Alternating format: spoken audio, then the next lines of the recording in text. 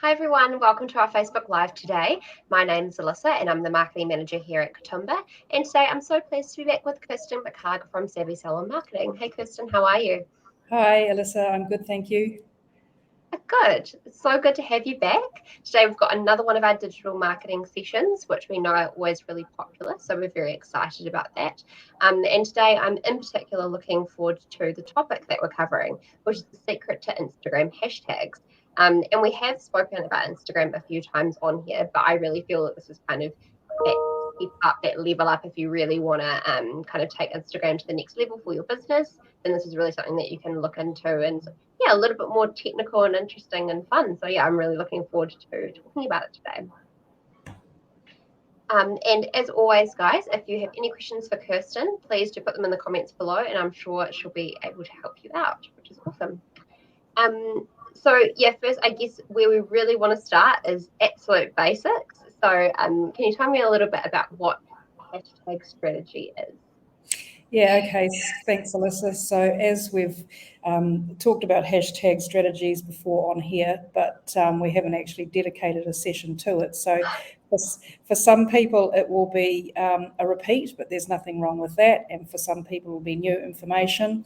And then later on in the live, we'll just talk about some changes that Instagram has started to introduce. So in effect, all of you listening today will get some up-to-date information that's only just come out and that we're working through as well. So Instagram is really popular because you can use hashtags to actually get discovered by the people that you want to get your content in front of, and that's the beauty of hashtags. And there is quite a strategy to choosing your hashtags, but the essence of a hashtag strategy is to get your content onto the explore page. So that's like the homepage of Instagram, where Instagram has tracked all the places that you've been looking on Instagram and brings together a collection of information that it thinks, or posts that it thinks that you'll be interested in viewing. And so by putting hashtags into your posts, that signals to Instagram and tells it and effectively trains it to learn who you're trying to reach out to, which is your ideal clients and your current clients. So also the other part to it, so you want to get onto the explore page, which is the home page of people.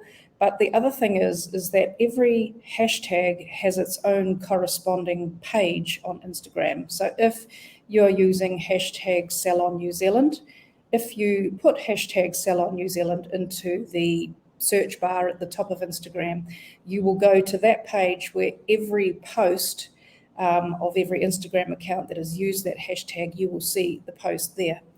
And we actually discovered the other day, because we go and look at these different hashtag pages, we discovered the other day that a lot of our clients are starting to appear quite high in that page, which is great, which is really exciting for us. That's an untapped little hashtag at the moment that doesn't seem to have a lot of people posting to it. So that's a little tip. Go and use that one. Because the other little secret, just while I think of it, is that if you're using hashtags that have hundreds of thousands, sometimes millions of people posting to it, you'll get lost. You won't get seen. But if you find a hashtag that's got fewer posts, and Salon NZ has only got about 800 posts, you've got a better chance of being seen. So when clients are searching on that hashtag, they'll see you. Hopefully they'll click through to your Instagram page. If they like what they see, they'll follow you. So that's kind of what the basics of a hashtag strategy is all about. Cool, awesome. And there are different types of hashtags, aren't there? Can you explain, talk us through that? Yeah, there are. So there are different types of hashtags, and it's good to have a mix of hashtags. But I say this now with caution, because Instagram have announced some changes. So of course they have. Yeah, of course they have, and they just do it without telling you and informing you. But they're kind of three categories, I guess, of hashtags. And there's kind of one big category called community hashtags, if you want to give it a name. And that's more about thinking about your ideal clients and what are the things that they might be interested in, as opposed that aren't necessarily beauty related or hair related or skincare related. So, and I've used these ones before, but they could be dog lovers, they could be coffee lovers, they could be fashion, they could be fitness, it could be anything. So if you think about your clients and where they may be looking and searching online, if you use those particular hashtags as part of your mix of hashtags, that's where you can get your content out. So it could be product and service related, like coffee. It could be special event related, like Valentine's Day or Christmas Day, that type of thing. It could be location based. Obviously, you want to target people in your area. You don't want to target them in another country or another part of New Zealand. That's really important to make sure that you're getting in front of people in your area. And it could be other things like hashtags with a day associated with them, like Motivation Monday or Tuesday Tip or something like that. So there's that kind of big, broad group. You've then got what we call niche hashtags, and these are more the industry-related hashtags. So those are the Salon New Zealand that I talked about, and the skincare, and the hashtag advanced skin therapy. So there's that sort of thing. So you're narrowing the group a wee bit to be quite niche. That's why they're called niche hashtags. To just let Instagram know that you're actually interested to get your content in front of people who are specifically searching on or interested in those topics. And in that, you want to add what we call branded hashtags, which is hashtag the name of your salon. And that's sort of obvious. So if you put hashtag the name of your salon and hashtag your location, that's a really good sort of strategy to have in your mix as well. And then if you're running a campaign or a promotion, you may want to create a hashtag for that. And it could be anything from, it depends what your promotion is, but if you create a hashtag for it and then you make sure you have that hashtag in every single post that's to do with that promotion, that just lets Instagram know again what you're trying to do and training people. But also just wanted to add here that while there are different types of hashtags, and hashtags are there to help you get discovered and found by the people that you want to discover and find you, there's also the way that you look and the theme of your Instagram and the colors of your post and what you say in your post is now also having a really strong bearing. So it's working in conjunction with the hashtag. So it's not just a standalone, I'm going to have this group of hashtags and yay, my content's going to go out there. The Instagram algorithm is now actually reading the hashtags, but looking at your artwork that you use and the post caption or the words that you use to describe. And if suddenly you've gone from a red post to a black post to a green post to a picture of skincare to a picture of an animal and then someone in your family, you're completely confusing the Instagram. And even if you have the right hashtags but the wrong theme and the wrong other components, you're actually just your content actually won't be seen. So you've got to really start to think about having consistency in your theme, which is why we bang on about it all the time. But you'll go to some people's Instagram pages and you go, oh, this is really nice, it's really consistent, it looks lovely, it makes me feel good. That's what you want, rather than just random images that have gone up there. So essentially you're wasting your time if you haven't got a theme. I mean, the saying is definitely consistency is key when it comes to marketing, but look at this technology that is getting smarter and smarter and smarter. So consistency actually is vital now. Yeah, that's right. And Instagram is also starting to move to search-based. So when you go onto Google and you search for something like I'm looking for a salon in my area or something like that, if you think about your profile and your bio at the top where you talk about who you are and where you are, if you don't have your location, well, people just won't find you. So even though people are searching by hashtag, they may not search by hashtag, they might just type in an interest or a salon in Wellington or something like that. You need to be aware that that's actually part of what Instagram is introducing as well. So there are a whole lot of changes and we'll be talking about them through Cool. our different channels Yeah. as well. Yeah, so now it's a little bit more complicated. Yeah. Or a little I bit mean, more. why would they make anything easy? Facebook's never No. making anything easy. Well, So why would they make Facebook or Instagram easy yeah, for they're us? not there to help you. They're just there No. to make it difficult. And when you do win the challenge, it's actually quite exciting. So Yeah, yeah. absolutely. Yeah. Cool. So how do you choose which hashtags to use? Because yeah, it is quite complex and there's lots and lots of options. So yeah, how do you best go about? Well, this is sort of part of the change as well. So up until this week, when we got this new sort of information from Instagram, we were sort of working to the basis of up to 30 hashtags. And so you've got a good scope there to have a mix Yeah. of hashtags from the not so popular, meaning the ones where you can have the most impact, to the community, to the branded, to the that different niche hashtags. So getting a nice mix. But now Instagram have come out and said you only need maybe 3 to 5 hashtags. So that's a huge thing to digest when you go from maybe 15 to 30 hashtags from 3 to 5. And so we've sort of been investigating and thinking, what will we do with our clients? Because if you suddenly change, the algorithm's going to go, hang on, what's going on here? I'm not sure. You've gone from lots of hashtags to fewer hashtags. But of course, it's come from Instagram, so you assume that the algorithm would be expecting the change, Yes. but then you And never happy can with tell. it.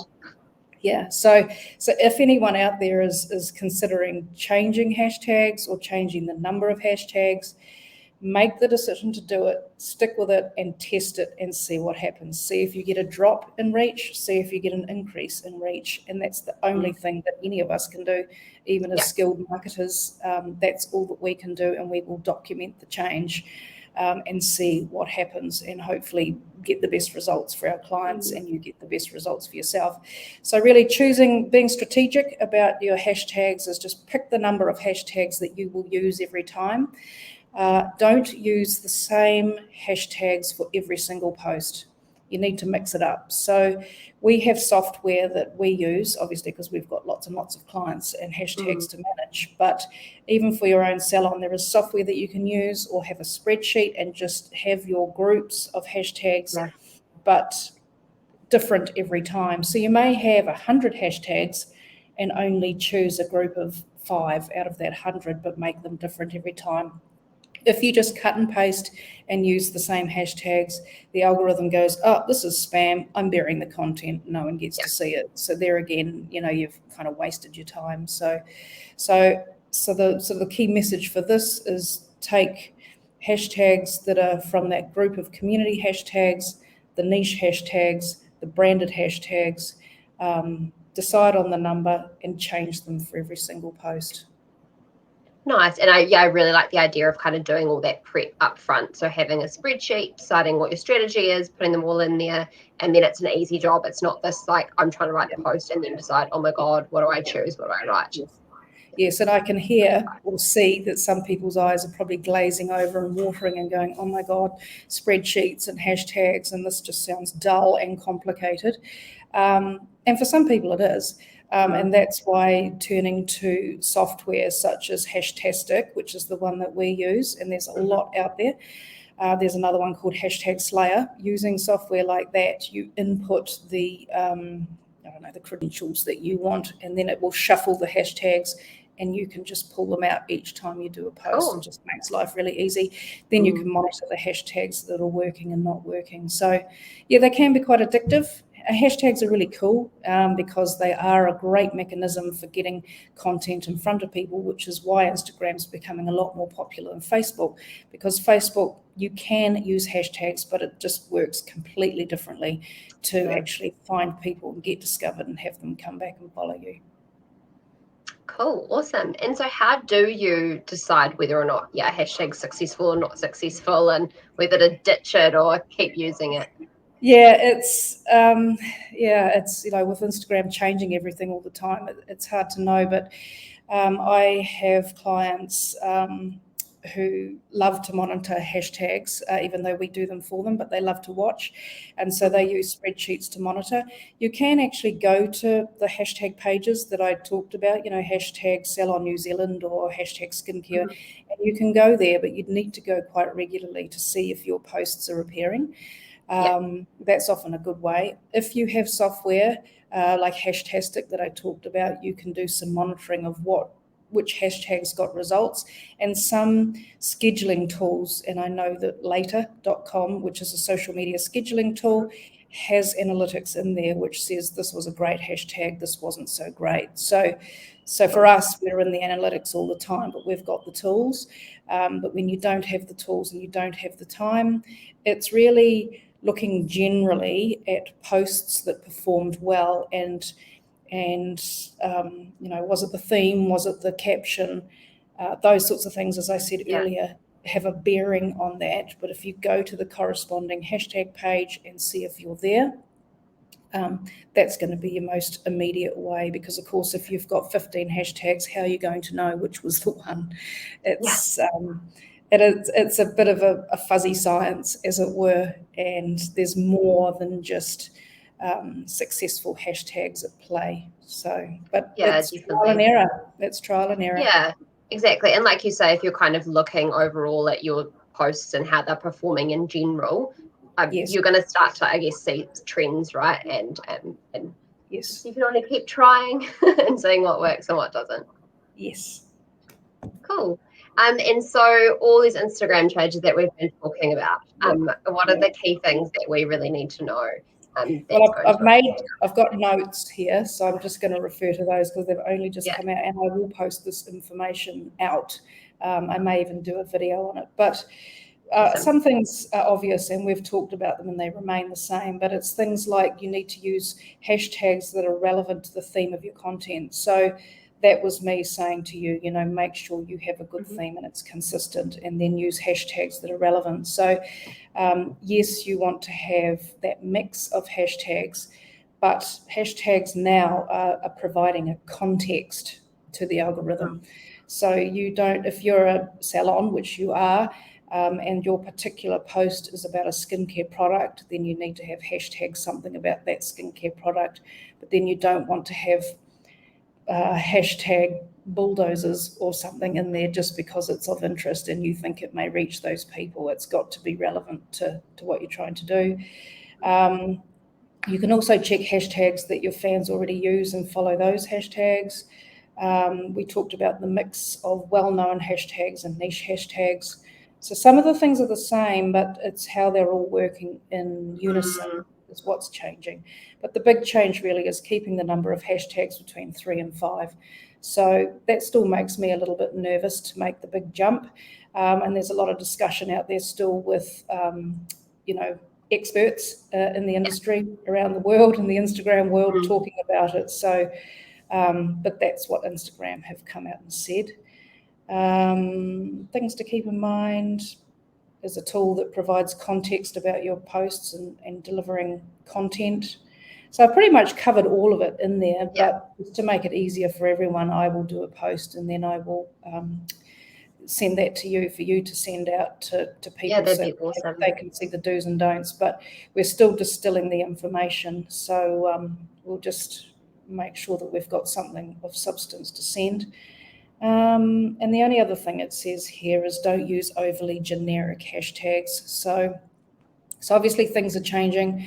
Instagram's put out a list of do's and don'ts, but it's still a bit vague, and there's a lot of questions being asked, and so it's come out with a whole lot of information which raises more questions. But the key thing that we took from it was the theme, the context, and the number of hashtags is all now starting to be a lot more critical to being successful on Instagram. They definitely sound like the kind of most crucial changes that can really, really affect that performance. So so it's fun to navigate as always. And I was just going to say, fun and games in marketing always is. It always is, and you're always the last to know.